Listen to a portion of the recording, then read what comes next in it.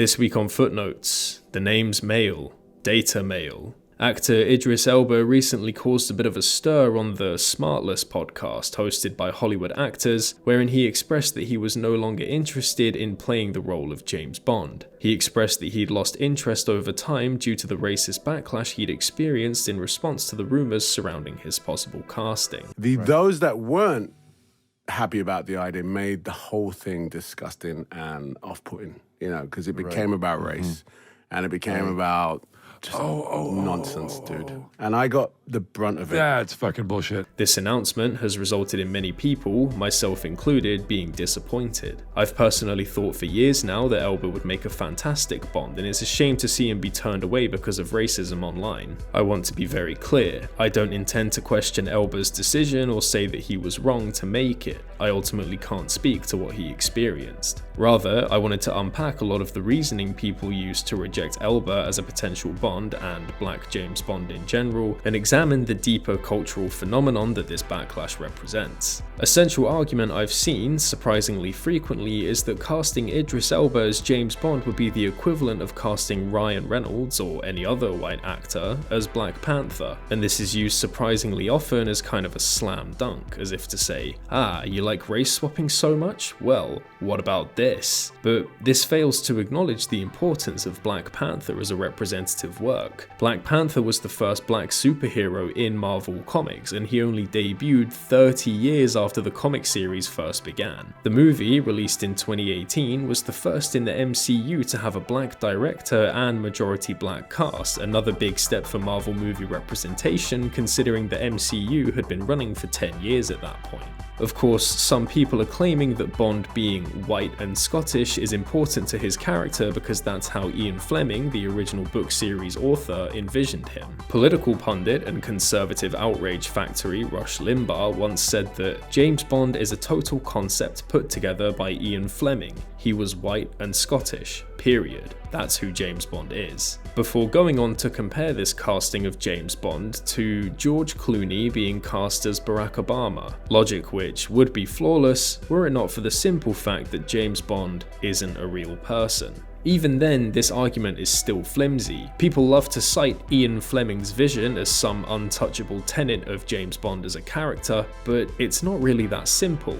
For starters, Bond's ethnicity was barely even important to Ian Fleming until near the end of the book series. Bond's heritage in the books wasn't expanded upon until the 12th book in the series, You Only Live Twice. Even then, it's an off-the-cuff obituary that details the nationality of Bond's parents, revealing that he's half Scottish. This was only done in response to the films based on his work, featuring the only Scottish actor to have ever played Bond to this day, Sean Connery. Even then, Fleming wasn't always convinced. He originally hated Sean Connery's casting. He called Connery an overdeveloped stuntman. It wasn't until the second film in the series, From Russia with Love, that Fleming actually came around to the idea of Connery as Bond after seeing how the actor could make the role his own, and only then did he pay homage to it in his novels. So, in a way, changing your perceptions of Bond is one of the most time-honored traditions of the franchise that there is. And this is what makes the backlash to Idris Elba as Bond so frustrating.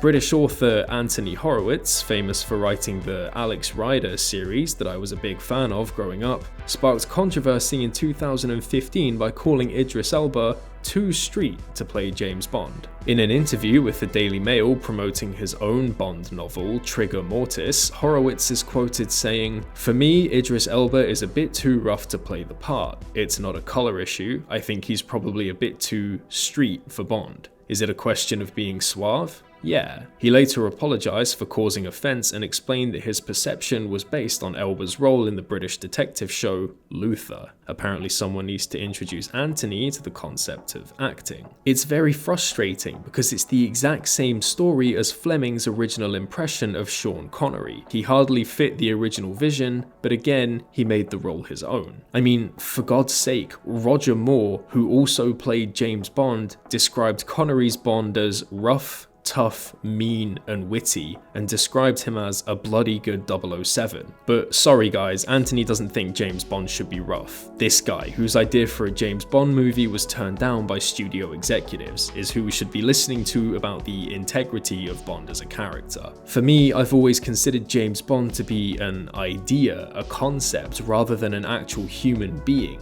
What do we think of when we think of James Bond, really? He's a British spy who saves the world with cool gadgets, and he fucks. That's basically it. His Scottish heritage, while serving as flavouring for his character, has rarely played into the story in any impactful way. I don't understand why it's important now all of a sudden when he's been played by a majority of English actors, with an Irishman and Australian thrown in for good measure. Again, it's what these actors embody that matters, not some innate quality that isn't affected by an actor's performance. Of course, it's silly to even spend so much time debunking these arguments as if they're being made in good faith, because they aren't. This is the latest casualty in the culture war, representing not just changes made to a franchise, but change in general. In case you didn't notice, the state of art criticism is dire.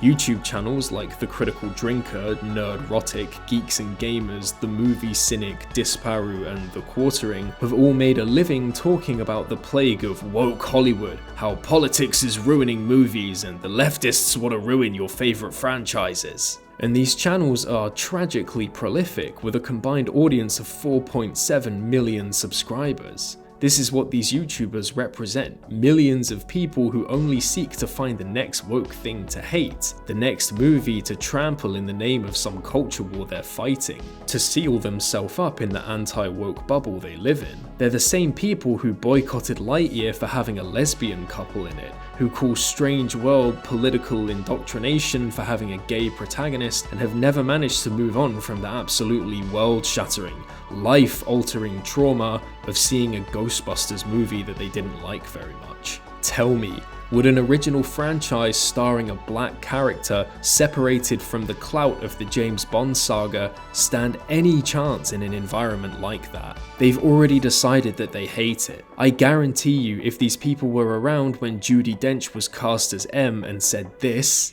"Because I think you're a sexist, misogynist dinosaur, a relic of the Cold War, whose boyish charms, though wasted on me, obviously appeal to that young woman I sent out to evaluate you." you would never hear the end of it. So maybe these guys won't like the movie you make. Fine, but they were gonna hate it anyway. It's how they make their fortune on YouTube, by pandering to their audience's vitriolic hatred towards any change in the status quo. In allowing these people to have such a say in where movies go, all you do is cave in to the wants of people who have a vested interest in hating whatever it is you put out, regardless of who might benefit from it. It's why all of these arguments are so weak and surface level. They're just retroactively justifying their minds, which they've already made up. Maybe a black James Bond isn't what some people want, but maybe it's what we need.